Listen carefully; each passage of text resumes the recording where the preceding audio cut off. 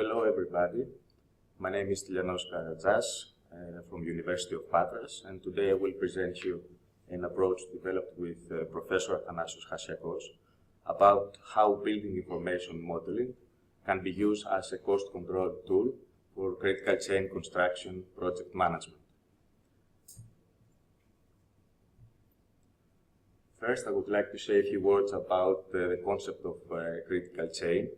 Compared to traditional critical path method, critical chain project management represents an improved management approach that focuses mostly on human behavior and resource conflicts, addressing concepts like student syndrome, meaning not starting the task until the last time, Parkinson's law, which states that the amount of work rises to fill the time available to complete it, and multitasking, meaning switching between tasks without clear priority and waste of resources in terms of cost and time.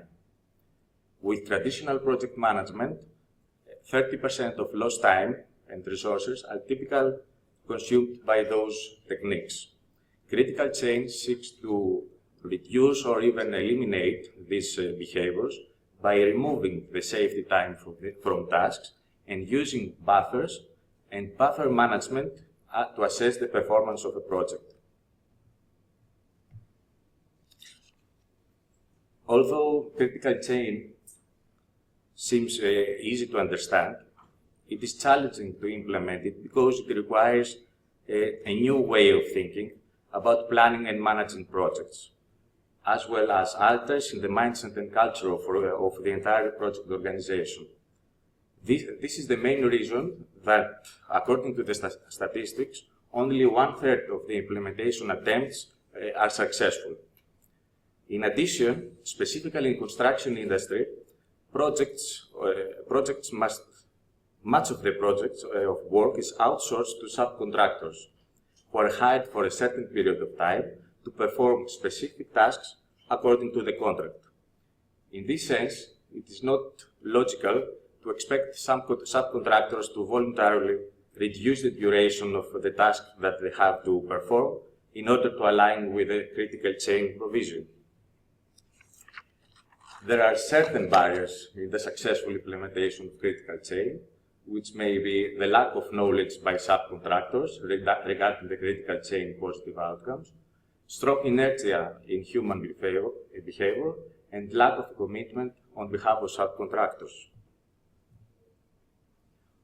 Also, buffer management as a main concept of critical chain,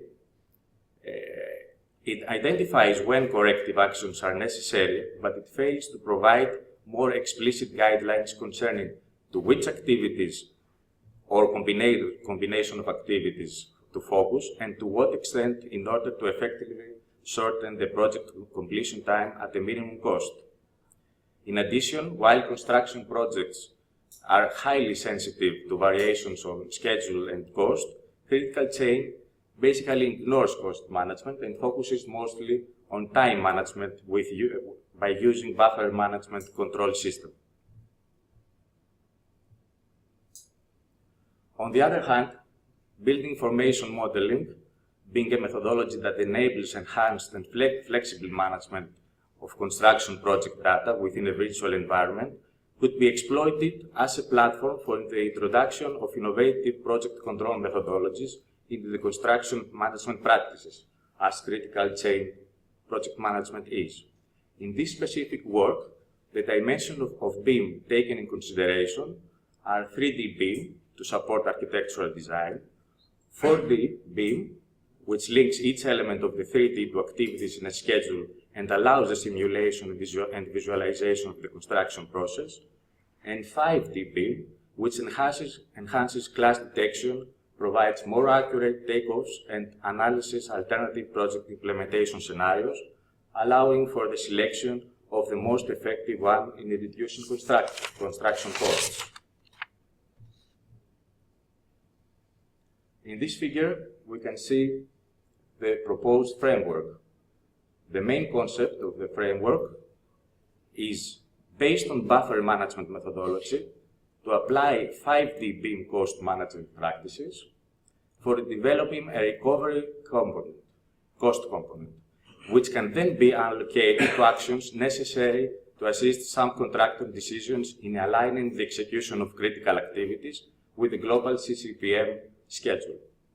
The proposed framework is based on 3 phases: the pre-constructual phase, the after-constructual phase, and the construction phase, with processes that now will be described separately.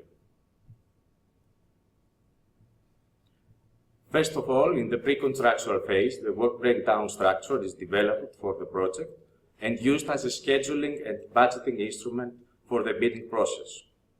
All elements needed for the execution of the project are clearly defined and estimated costs per activity are set. The initial critical path method schedule is considered as starting point for the critical chain baseline schedule and contains the logical sequence of the project activities, the initial activity duration estimates, the milestones, if any, and the project completion date. Then a 3D BIM model of the project is developed, taking as a starting point the 2D drawings provided by the owner during the pre-constructual stage. These drawings are used to perform a manual quantity takeoff that served as basis for the development of the initial budget and schedule for the bidding process.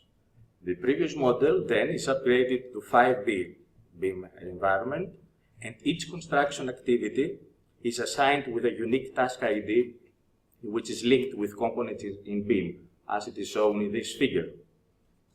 So, since a single task may involve a number of components, the one-to-many relationship is generated, and the cost can be calculated based on the attributes and the parameters of each component in BIM, as shown in the figure. One of the advantages of using this model-based approach is that these costs can be automatically updated every time the model is modified.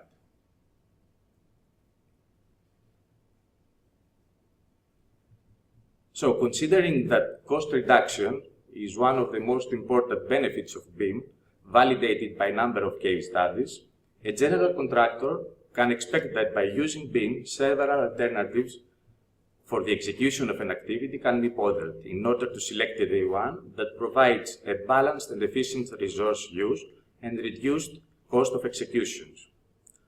Once the costs are allocated to each of the activities from the 5D BIM model based on the selected alternative, the difference between this cost and the initially assigned cost is calculated, and the amount available is considered as the cost recovery component. As shown in the figure, considering an activity for analysis, the cost recovery component is the maximum monetary amount that will be available for expediting work in activity if deviations from the buffer management appear during the construction phase. This is calculated by the difference between the initial cost estimate for the activity and the cost allocated by the BIM analysis.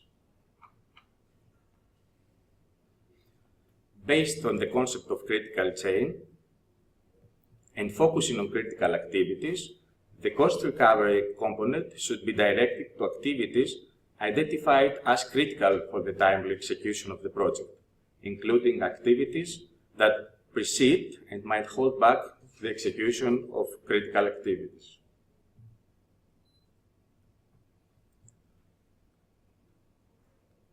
So, the next step is to develop the critical chain schedule, and this is according to the following 5 steps. First of all, reduce activity durations in the schedule based on the time-cost trade-off analysis. Resolve resource contentions. Third, schedule activities to start as late as possible to eliminate lags. Subcontractors should be committed under contractual terms to start earlier, as long as they are warned in advance when the predecessors are about to finish, so the effort for the duration reduction is not wasted. Fourth, identify the critical chain, which is the longest chain of dependent activities after the usability of resources has been considered, and the activity durations have been reduced. And fifth, insert project and feeding buffers. The time gain resulting from activity duration reduction is set as a project buffer at the end of the project to safeguard the project completion date, and as feeding buffers used to non-critical activities to protect the critical chain from delays that may occur from activities of the feeding chains. For project monitoring, although estimates may not be perfect and activity durations may vary as construction progresses, instead of trying to finish every task on time, the buffers created during the planning phase are monitored. As shown in the figure, a buffer chart displays the buffer status in time. It is divided in three zones: the red, the green, and the yellow. The yellow and the green zone, representing the various levels of buffer consumption.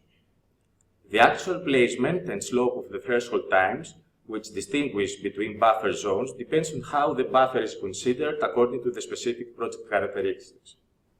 According to these techniques, if the buffer consumption is low within the green area, the project is progressing well. If the rate of consumption is such that most likely little or no buffer be available at the end of the project in the yellow area, buffer recovery plans need to be examined, and if the buffer consumption rate exceeds some critical value in the red area, alternative plans must be implemented.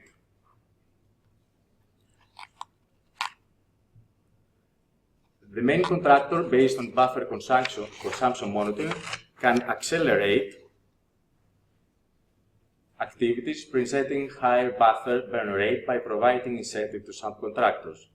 For example, to increase the number of work hours or shifts, or hire additional resources like crews or machinery, or assign additional supervisory personnel. The additional cost for taking these corrective actions to accelerate the delayed activity can be the cost recovery component for each activity derived from the previous 5D BIM model. The cost recovery component for each activity, derived from the 5D cost allocation model, can be then used to cover the additional cost for taking these corrective actions to accelerate the delayed activity. As shown in the figure, the proportion of the cost recovery component to be used results from the 5D model as a trade-off which compares losses and gains between cost and duration for the specific corrective actions toward the timely execution of the project. This figure provides a view of how the contractor acts to control the project according to the buffer consumption rate and based on the BIM-based cost duration trade-off. If the buffer consumption is within the yellow area, then the general contractor can develop and choose among a number of alternatives as a correction plan to protect the project from delays. If the buffer consumption moves to the red area, then the chosen alternative should be immediately implemented. Concluding, it is suggested that trade-off between the project completion time and the cost of recovery actions can result in an efficient project control method on the basis of buffer management. This framework is expected to improve the way general contractors manage uncertainty and control work deviations, and to increase the chances of successful completion, improving profits and receiving more contracts. The result verification of the proposed framework through actual case studies is the next step for this research. Thank you for your attention.